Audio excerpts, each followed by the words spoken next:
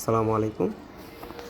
আজকে দেখাবো দেশি কদবেল থেকে কিভাবে একটি ইনফর্মাল আপরাইটে আপনার বনসাই তৈরি করা যায় বা বনসাই শেপ দিয়ে রাখা যায়। এটা একটা প্রি বনসাই, এটাকে আমি শেপ দিয়ে রাখবো। তো এটাকে অন্তত কত দিনের জন্য, ধরেন 2-3 বছরের জন্য একটা শেপ দিয়ে রাখবো। এটাকে নিয়ে আমি এখন কাজ শুরু করব। কাজ শুরু করার আগে আমার ক্যামেরার অ্যাঙ্গেলটা ঠিক আছে কিনা আমি জাস্ট একটু দেখে নিচ্ছি। তো হ্যাঁ, যেভাবে আছে যতটুকু আছে আলহামদুলিল্লাহ ঠিক আছে। কিছু আমার চেয়ার, এটা মানে আমার বসার যে সিটটা ওটার মধ্যে কিছু অবাঞ্ছিত কাপড় ছিল রাখা, এগুলোতে আমি ওয়াশ টোয়াশ ক্লিন করি তো রেখেছিলাম। যাই হোক, এগুলো সরিয়ে আমি শুরু করব। তো প্রচণ্ড গরম তাপদাহ, বাইরে অনেক বেশি গরম, মেঘ করে আছে, বাট বৃষ্টির কোনো সম্ভাবনা নাই। তারপর হচ্ছে যে যাক, আমি কাজটা শুরু করি, ওইদিকে না গেলাম। আমার যে অপ্রয়োজনীয় ডালটা আছে সেটাকে আমি এখন কেটে নিব।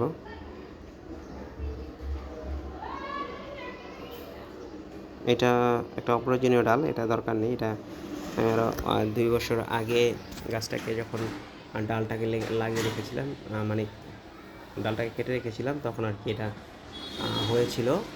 তো এরপরে আর এটাকে হাত দিয়ে নিয়ে ধরে নিই, রেখে দিয়েছি এটা গ্রোথ হোক। তো আলহামদুলিল্লাহ এই বছর খুবই ভালো গ্রোথ এসেছে। এটা দিয়ে এখন সুন্দর একটা শেপ তৈরি করা যাবে আশা করা যায়। তো যাই হোক, এখন আমার যেগুলো প্রয়োজনীয় অপ্রয়োজনীয় ডাল সেটাকে সুন্দর করে কেটে ওটাকে একটা নাইফের সাহায্যে সুন্দর করে চেঁচে দিব। চেঁচে দিয়ে ওটাতে একটা সময় যাতে ওই জায়গাটা ঢেকে গিয়ে সুন্দর মতো অন্য একটা ডালের সাথে কনভার্ট হয়ে যায় এইভাবে। তো যেগুলো অপ্রয়োজনীয় অবাঞ্ছিত ডাল এগুলোকে আমি ছাড়বো, আগে ছেটে দিচ্ছি। ছেটে দিয়ে আমি ডালের 2 ভাগের 1 ভাগ পরিমাণে চিকন একটা তার নিব। ওই তার দিয়ে আমি সুন্দর করে এটাকে ওয়্যারিং করবো বা করে দিচ্ছি।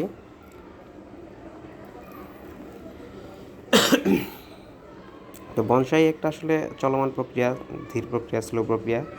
এটা অনেক সময় নিয়ে করতে হয়, এটা ধৈর্য নিয়ে করতে হয়। যাদের ধৈর্য নেই তারা আমার পেজ থেকে চলে যেতে পারেন। তবে যাওয়ার আগে অবশ্যই একটা কমেন্ট করে যাবেন, আর অবশ্যই ধৈর্য নিয়ে দেখবেন। আমি পুরো ভিডিওটা আপনাদের সাথে শেয়ার করব।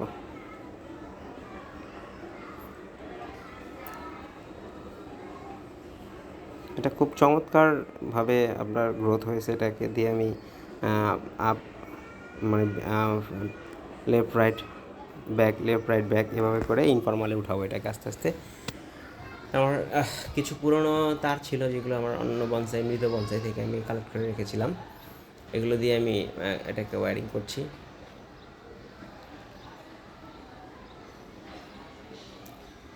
অনেকে ওয়্যারিং করার সময় আগে ডিফলিউশন করে নেয়, তো আসলে আমি ডিফলিউশন করতে চাচ্ছি না, যেহেতু পাতাগুলো সুন্দর লাগতেছে। ডিফলিউশন করলে এটা আবার পাতা আসতে সময় লাগবে, আসলে ওই সময়টুকু আমি দিতে পারবো না, আমার ধৈর্য নাই।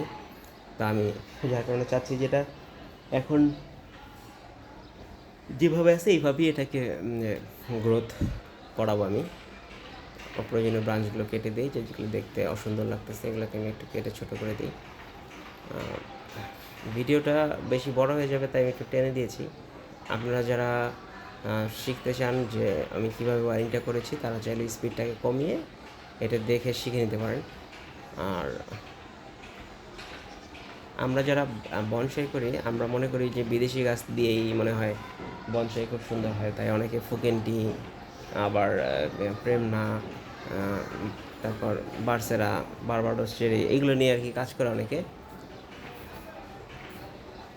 তো এইগুলো নিয়ে অনেকেই কাজ করে। আসলে আমাদের বাংলাদেশে ভালো ভালো বনসাই গাছ আছে যেগুলো আমরা আসলে মূল্যায়ন করি না।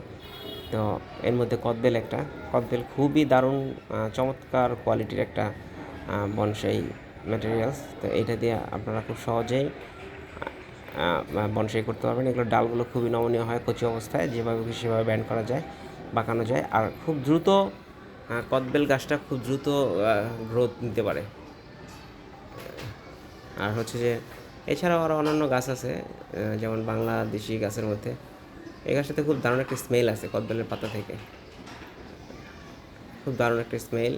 আর হচ্ছে খুব দ্রুত বর্ধনশীল গাছ, যার কারণে এটা দিয়ে বনসাই করলে খুব তাড়াতাড়ি খুব ভালো একটা রেজাল্ট পাওয়া যায়। আর আরেকটা বিষয় জানিয়ে রাখি, বাংলাদেশি ম্যাটেরিয়ালসের মধ্যে যেমন আপনারা জবা দিয়ে করতে পারেন, এছাড়াও মেহেদি দিয়ে করতে পারেন বনসাই, মেহেদি গাছ দিয়েও খুব সুন্দর বনসাই হয়।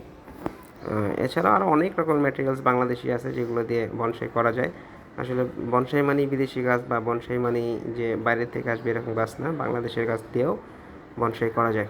তো আপনারা যারা বনসাই করতে চান, আপনারা প্রথমে অবশ্যই বাংলাদেশি ম্যাটেরিয়ালস দিয়ে বনসাই শুরু করবেন।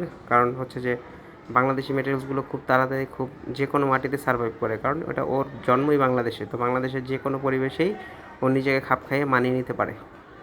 তো যার কারণে আপনারা অবশ্যই বাংলাদেশি ম্যাটেরিয়ালস দিয়ে বনসাই করার চেষ্টা করবেন।